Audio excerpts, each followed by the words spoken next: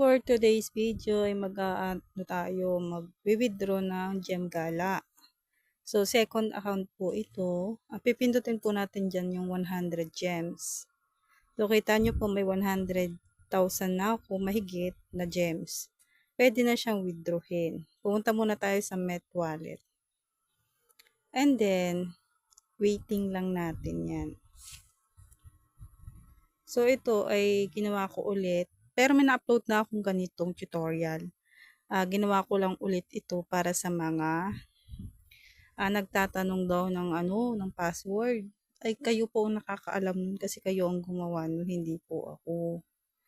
Kaya dito ipapakita ko sa inyo na kapag ka nagpunta kayo sa Met Wallet, mag-aano kayo dyan, maglalagay kayo ng password nyo. Kayo yung maglalagay nyo. Hindi ko po alam yung password nyo, kayo po yung nakakaalam. Pipindutin po dyan yung Go to Met Wallet. And then, email. Ayun po ay Gmail.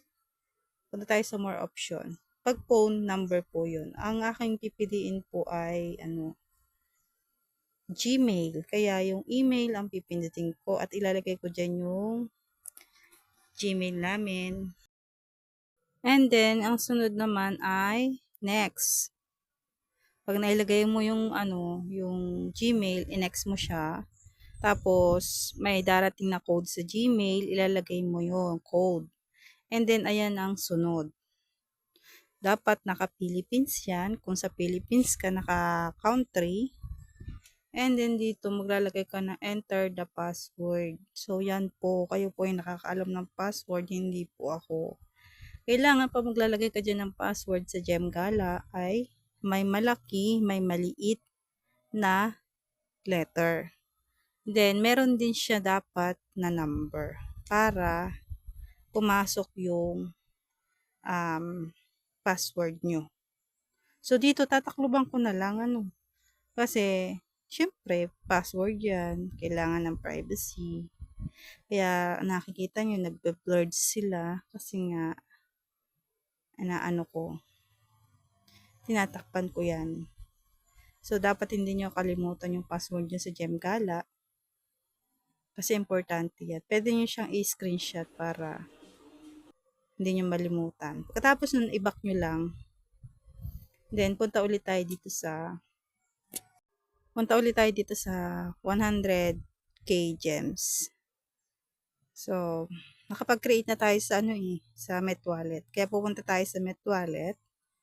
Dito pala ay kapag ka 100k, 100,000 mahigit, ay pwede mong withdrawin na. Pwede $10, $10 yun. Pero pagka 200,000, $20, ganun. So, $10 lang ang kaya, kaya, yun ang aking pinindot. Kasi 100k lang. Pipindutin natin yung withdraw sa baba. And then, loading siya. At ayan, may lumabas na ganyan. In-X ko lang yan. And then, may gayaan.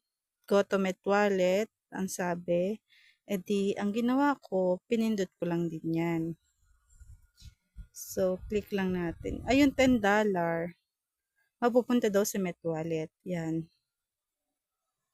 Kaya makikita nyo, ang natira na lang sa gems ko ay 765. Yung 100k ay nasa Met Wallet na. So, pupunta tayo ngayon sa Met Wallet. Ayan. Congrats, you get 10 gems. Kasi, nag-withdraw ako, kaya nakakuha ko ng 10 gems. So, dito, makikita natin dito sa baba.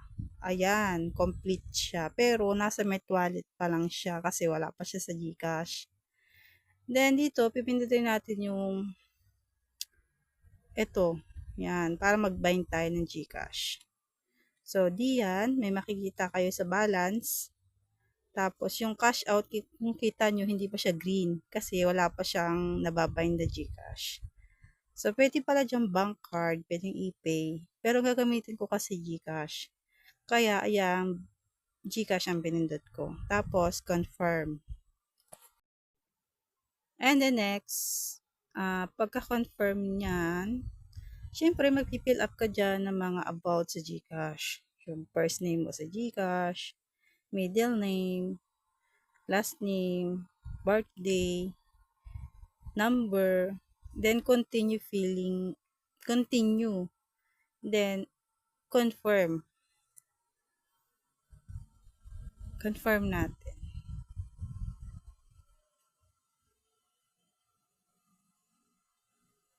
Ayan. So, dito, check nyo kung tama yung mga nilagay nyo. Then, pagka okay naman, continue lang. Tapos, dito nga pala ay nahingi ng ID. So, yung ID ay, ang ginamit dito ay, kahit anong ID naman siguro pwede. PhilHealth yata yung ginamit ko dito. Tapos, itatap nyo lang pala dyan yung parang tao na yan. Then, camera. Kasi ako dyan, hindi ko pa masyadong alam, kaya ganyan-ganyan pa yung mga ginagawa ko. Kasi nga, nung unang withdraw ko sa Gem Gala, hindi naman ganito eh. So, nag-update siya. Ang dami niyang Eche. So, nahingi pa siya ng ID ngayon. Dati hindi. Dati GCash number lang, pangalan lang nung may-ari ng GCash, ganun. So, dito, kailangan talaga maglagay ng ID. At pipindutin nga yung kulay itim na nasa gitna na parang may tao. Yung ID. Ayan, pindutin natin to. Then, camera. Allow. And then, syempre dito, hindi ko na ipapakita yung ID, no? Tapos, dito pala sa sunod, ay, yung resibo ang nilagay ko. Kailangan kasi, merong pruweba na taga doon ka sa, lugar na yun. So, resibo lang yun ng, water bill, ganun, pwede. Pwedeng sa kuryente, pwedeng ganun. Basta, katunayang taga doon ka. So, ayan. Nahingi uli ng code dun sa Gmail. Nilagay ko lang din. Tapos, dito maglalagay ka ng password mo ulit. Yung PIN. So, hindi ko na pinakita yung PIN ko. Ang nakita nyo na may cash out.